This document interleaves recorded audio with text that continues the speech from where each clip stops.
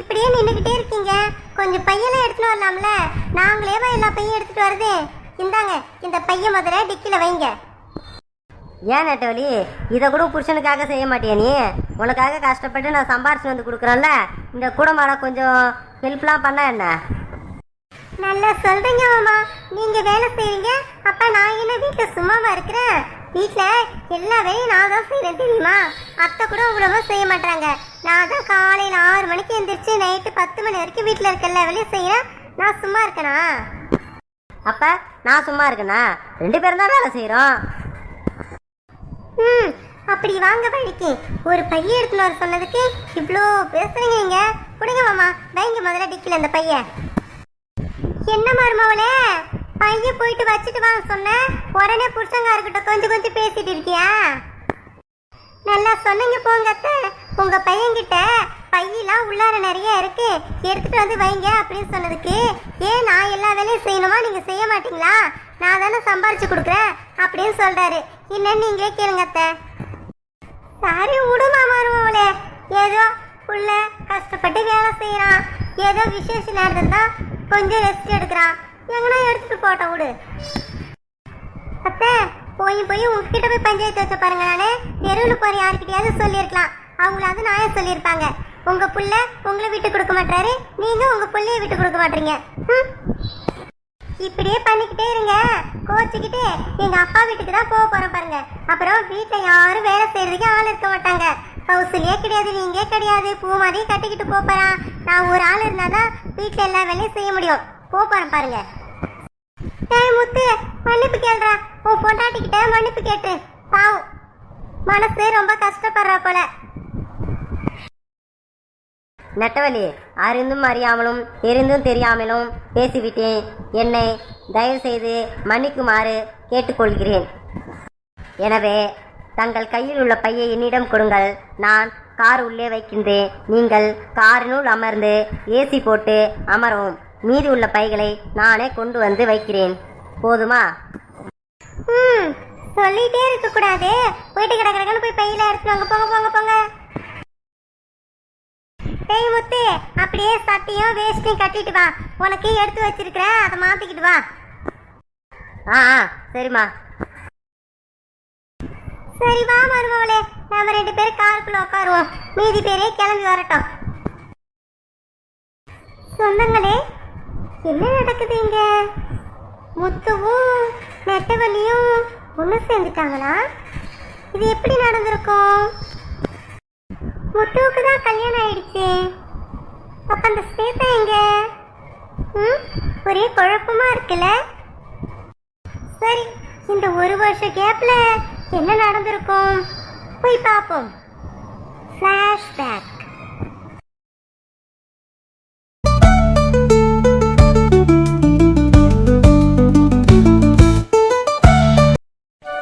ஸ்வேதா, வாடி வாடி. என்னடி போன் கூட போடல? எங்க யார் வந்திருக்கா பாருங்க. ஸ்வேதா வந்திருக்கா, நம்ம பொண்ணு வந்திருக்காங்க. சீக்கிரம் வாங்க. என்னடி ஸ்வேதா, ஒரு வார்த்தை போன் அடிச்சு சொல்றதுல ஊருக்கு வரமானே நீ வானு கிளம்பி வந்திருக்க? அம்மா அம்மா.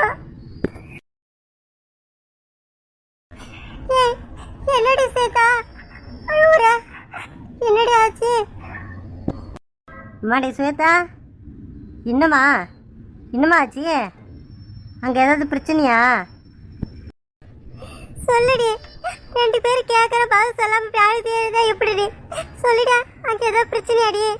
நீ வந்தது அவங்களுக்கு தெரியுமா? எதுக்குடி வந்த அங்கிருந்து? அம்மா, எனக்கு அங்கே வாழவே பிடிக்கலம்மா. நாங்கள் போக மாட்டோம் இதுக்கப்புறம். நான் உங்ககிட்ட சண்டை போட்டுட்டு வந்துட்டேன். என்ன அங்கே போன்னு சொல்லாதீங்கப்பா. அம்மா ப்ளீஸ்ப்பா, எனக்கு அங்கே போகணும்னு மறுபடியும் சொல்லாதீங்க. நான் இனிமேட்டு அங்கே போக மாட்டேன். ஏம்மா ஸ்வேதா, என்னம்மா ஆச்சு? ஏன், யார் என்ன சொன்னா? எந்த பிரச்சனையா தான் என்கிட்ட சொல்லு. வா வா போகலாம், நான் பேசுகிறேன் வா. இதுக்காக போயிட்டு கோச்சிட்டு என்ன ஆச்சு முதல் சொல்லு, அதை சொல்லுமா. சொல்லுடி ஸ்வேதா. ஐயோ, எனக்கு வேற படபடன்னு இருக்குடி. என்னடி, இம்மா நாள் அங்கே தான் இருந்து எந்த பிரச்சனையும் இல்லை. ஃபோனில் கூட நல்லா தாண்டி பேசுனேன். அம்மா இவ்வளோ நாள் எதுவுமே நான் உங்ககிட்ட சொல்லலைண்ணா, எல்லாத்தையும் பொறுத்துட்டு இருந்தேன் நான். இதுக்கு வெளியே என்னால் பொறுக்க முடியலம்மா, அதான் கிளம்பி வந்துட்டேன். என்னம்மா இப்படி சொன்னா எப்படி? என்ன நடக்குது? யார் என்ன பண்ணா? ஏதாவது ஒன்று திட்டினாங்களா, பேசுனாங்களா? என்ன நடந்தது சொன்னாதாண்டி? மா அங்கே இருக்கிறவங்க யாருமே என்கிட்ட ஒரு அன்பாவே பழக்க மாட்டாங்கம்மா. எனக்கு அவங்க கூட செட் ஆக மாட்டுது. சரி அது மட்டும் தானே பிரச்சனைன்னு எப்படியோ இத்தனை மாசம் வாழ்ந்த. ஆனா எனக்கு குழந்தை ஏதோ தங்கலன்ட்டு அதை பத்திலாம் பேசுறாங்கம்மா. என்னம்மா என்ன பேசுறாங்க? அங்க ஒரு பாட்டி இருக்காங்களே, அவங்க எப்ப பார்த்தாலும் என்கிட்ட ஏதாவது ஒண்ணு சொல்லி திட்டிட்டு தாமா இருக்கிறாங்க. சரி ஏதோ பெரியவங்க ஏதோ திட்டுறாங்கன்னு பொறுத்துட்டு இருந்தேன். இப்ப இன்னொருத்தவங்க கிட்ட பேசுறாங்க. என்ன பேசுறாங்க தெரியுமா? இந்த மாதிரி குழந்தைய தங்க மாட்டுது, என்னன்னு தெரியல, ஏதாவது பிரச்சனையா இருக்குமோ அப்படின்னு பேசிக்கிறாங்கம்மா. அதுக்கு இன்னொருத்தவங்க என்ன சொல்றாங்க, உங்க வீட்டு பொண்ணை டாக்டர் கிட்ட இட்டுமாடி செக் பண்ணுங்க, ஏதாவது பிரச்சனையா இருக்கும் அப்படின்னு சொல்றாங்க. அதுக்கு இவங்க இன்னும் ஒரு 2-3 மாசம் பார்ப்போம், அப்புறம் இட்டுன்னு போயிட்டு காமிக்கலாம் அப்படின்றாங்க. என்னவா இது? குழந்தை தக்கலனா அதெல்லாம் ஒரு விஷயமா? கல்யாணம் எவ்வளோ நாள் தான் ஆகுது, அதுக்குள்ள போயிட்டு குழந்தை தங்கலன்றாங்க. என்ன போயிட்டு டெஸ்ட் பண்ண போறாங்களா? ஏமா இதெல்லாம் எல்லாரும் பேசதாமா செய்வாங்க. இதுக்காக அங்கிருந்து நீ வருவ? வா நாங்களும் வரோம், நாங்க பேசுறோம். இதுக்கப்புறம் எதுவும் அவங்க பேச மாட்டாங்க, அங்க இரு. இல்லம்மா இல்ல, என்னால முடியாது.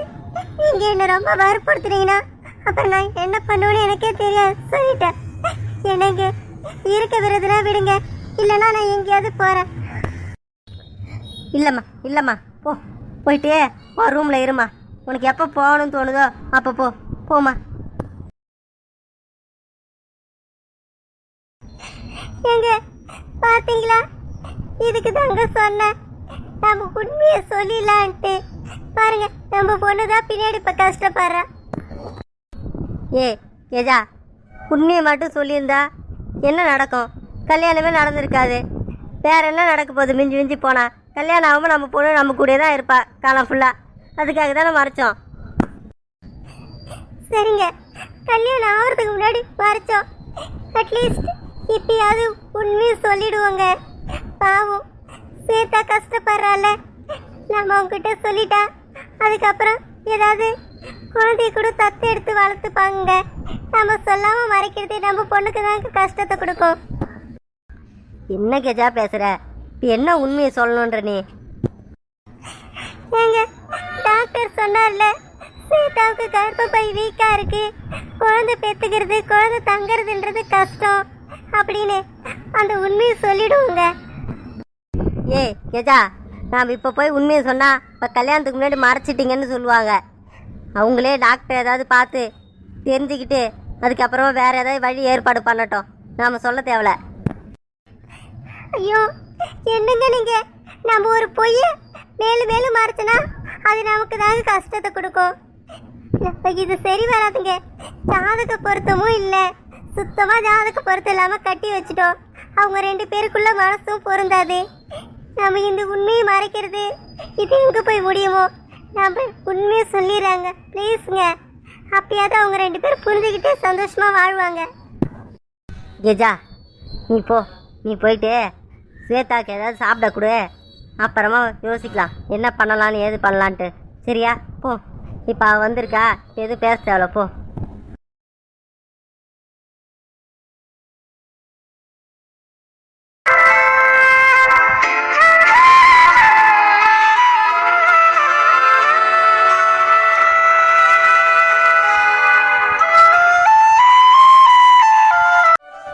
எதுக்கு நம்மள இங்க வர சொல்லிருப்பா? இந்த கோயில யாருமே இல்லையே. திடீர்னு இங்க வான்னு சொல்லிட்டா நாமளும் வந்துட்டோம். அவளை காணா. ஏதாவது பேசுறதுனா கூட வீட்லயே பேசிருக்கலாமே, இங்க எதுக்கு வர சொல்லிருப்பா? ஒன்னும் புரியலையே. முத்து, என்ன முத்து இந்த கோயில் பக்கம்? ஓ, ஸ்வேதா உன் கூட தான் வந்திருக்காளா? சரி சரி, எங்க ஸ்வேதா? வர சொல்லு. நெட்டவலி, ஸ்வேதா என் கூட வரலையே, நீ எதுக்கு இங்கே வந்திருக்க? முத்து, ஸ்வேதா தான் எனக்கு ஃபோன் பண்ணி இந்த கோவிலுக்கு வாங்கக்கா உன்கிட்ட பேசணும்னு சொன்னா. அதான் வந்து நிக்கிறேன், 5 நிமிஷமா இன்னும் ஆளை காணோம். உன்கிட்ட ஃபோன் பண்ணி இந்த கோயிலுக்கு வர சொன்னாளா? எனக்கும் ஃபோன் பண்ணி இங்கே வர சொன்னாலே பேசணுன்ட்டு. ம், என்ன நம்ம 2 பேர் இங்கே வர சொல்லிட்டு அவளால காணோம். சரி வரட்டும், இப்ப என்ன அது வரைக்கும் நம்ம பேசிட்டு இருப்போம். வரட்டும் வரட்டும். பரவாயில்லையே, நான் சொன்ன மாதிரியே 2 பேர் வந்துட்டீங்களே. ம், என்னடி ஸ்வேதா, எதுக்கு எங்கள் 2 பேரையும் கோயிலுக்கு வர சொன்ன? இருங்க இருங்க சொல்றேன். உங்க 2 பேருக்கும் சந்தோஷமான ஒரு விஷயத்தை தான் சொல்ல போறேன். என்ன ஸ்வேதா சொல்ற? சந்தோஷமான விஷயமா? ஏன் உண்டாயிருக்கியா? இல்லக்கா, இல்ல, அதெல்லாம் இல்ல. ஸ்வேதா, நான் சும்மா தாண்டி கேட்டேன், அதுக்கே வருத்தமாயிட்ட. சரி சரி சொல்லு, நீ என்ன விஷயம் சொல்ல வந்தே சொல்லு. நான் ஒருத்தி தேவையில்லாம ஏதோ ஒன்று பேசுறேன். சரி சொல்லு ஸ்வேதா. நெட்டவள்ளி அக்கா, எனக்கும் முத்துவுக்கும் கல்யாணம் ஆகிறதுக்கு முன்னாடி நீங்க 2 பேரும் ஒருத்தருக்கு ஒருத்தர் கல்யாணம் பண்ணிக்கணும்னு சொல்லிட்டு விரும்பினீங்கல்ல, அந்த விஷயம் எனக்கு தெரியும். இருங்க இருங்க, ஏன் ஷாக் ஆகுறீங்க? இந்த விஷயம் எனக்கு எப்பவே தெரியும், இப்ப இல்ல. கல்யாணம் ஆச்சுல, அப்ப ஒரு வாரத்திலே எனக்கு தெரிஞ்சிடுச்சு. ஸ்வேதா, சாரி, நான் உங்ககிட்ட இதை மறைச்சதுக்கு. இதை நான் உங்ககிட்ட சொல்லியிருப்பேன், எல்லா விஷயத்தையும் சொல்லிட்டேன், இந்த விஷயத்த மட்டும் சொல்லலை. ஏன்னா இது நமக்குள்ளே ஏதாவது பிரச்சனை வந்துடக்கூடாதுன்றதுக்காக தான் நான் மறைச்சிட்டேன். நோ ப்ராப்ளம், அதெல்லாம் எதுவும் கிடையாது. நான் அப்போ சொல்ல வந்த விஷயமே வேற. இன்னும் கூட சொல்ல போனா நான் தான் உங்ககிட்ட சாரி கேட்கணும். ஏ, என்ன ஸ்வேதா, ஏன் என்னாச்சு? எங்க அப்பா அம்மா என்னை பத்தின ஒரு விஷயத்த உங்ககிட்ட சொல்லாம மறைச்சிட்டாங்க. அது சின்ன விஷயம் கிடையாது, மிகப்பெரிய விஷயம், வாழ்க்கையில் ஒரு முக்கியமான விஷயம். அதை மறைச்சிட்டாங்க, என்கிட்ட மறைச்சிட்டாங்க. என்கிட்ட சொல்லியிருந்தா கூட நான் உங்ககிட்ட சொல்லியிருப்பேன். என்கிட்ட மறைச்சிட்டாங்க, அதுக்கு முதல் சாரி. என்ன ஸ்வேதா, என்ன சொல்ல வர? என்ன மறைச்சிட்டாங்க? அது வந்து எனக்கு கர்ப்பப்பை வீக்காக இருக்கான், அதனால எனக்கு குழந்தை தங்குறது, நான் குழந்தை பேத்துக்கிறதுன்றது சாத்தியம் இல்லையா அப்படின்னு டாக்டர் எங்கள் அப்பா அம்மா கிட்ட சொல்லியிருக்காங்க. ஆனால் அவங்க என்கிட்ட மறைச்சிருக்காங்க. என்கிட்ட மறைச்சது இல்லாமல் உங்ககிட்டயும் சொல்லாமல் உங்களுக்கு என்னை கட்டி கொடுத்துட்டாங்க. அப்படியா ஸ்வேதா? சரி சரி விடு, ஏதோ உன் நல்லதுக்காக அவங்க மறைச்சிருக்காங்க. சரி, இதை நீ வீட்டில் யாருக்கிட்டையும் சொல்லாத, எனக்கு தெரிஞ்சதா மட்டுமே இருக்கட்டும். இந்த விஷயத்த கூட இவ்வளோ சாதாரணமாக எடுத்துக்கிறீங்க, ஆனால் உங்ககிட்ட போய் சொல்லியிருக்காங்களே, இதை நினைக்கும் போது தான் எனக்கு இன்னும் கஷ்டமா இருக்கு. சரி விடு ஸ்வேதா, இதோ நடந்து போச்சு. 2 பேரும் இதுக்கப்புறமா சந்தோஷமா இருங்க. இல்லை, நாங்கள் 2 பேரும் இதுக்கப்புறம் சந்தோஷமா இருக்க போறதில்ல. அக்கா, நீங்களும் முத்துவும் ஒன்று சேரணும். நீங்கள் 2 பேரும் இதுக்கப்புறம் சந்தோஷமா வாழணும். அதை சொல்றதுக்கு தான் இங்கே உங்களை வர சொன்னேன். ஏய் ஸ்வேதா, இது வரைக்கும் நீ பேசுனதை நான் பொறுத்திருந்தேன், இப்போ நீ பேசுறது ரொம்ப தப்பு. என்ன பேசுற நீ?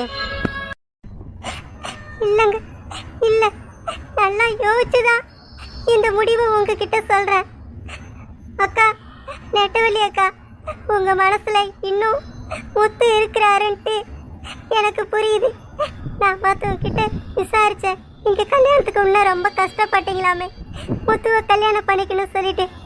அப்படி உண்மையாலுமே நீங்கள் நேசிச்சிருந்தீங்கன்னா இப்போவும் உங்கள் மனசில் முத்து இருக்கிறார். கல்யாணம் அப்ப முத்துவும் மறக்க முடியாதுன்னு சொல்லிட்டு உங்க அப்பாவே யோசிச்சு பார்க்காம சாகணும் முடிவு எடுத்துவீங்க. நீங்க இன்னும் உங்க மனசுல முத்து இல்லைன்ட்டு என்கிட்ட போய் சொல்லாதீங்க.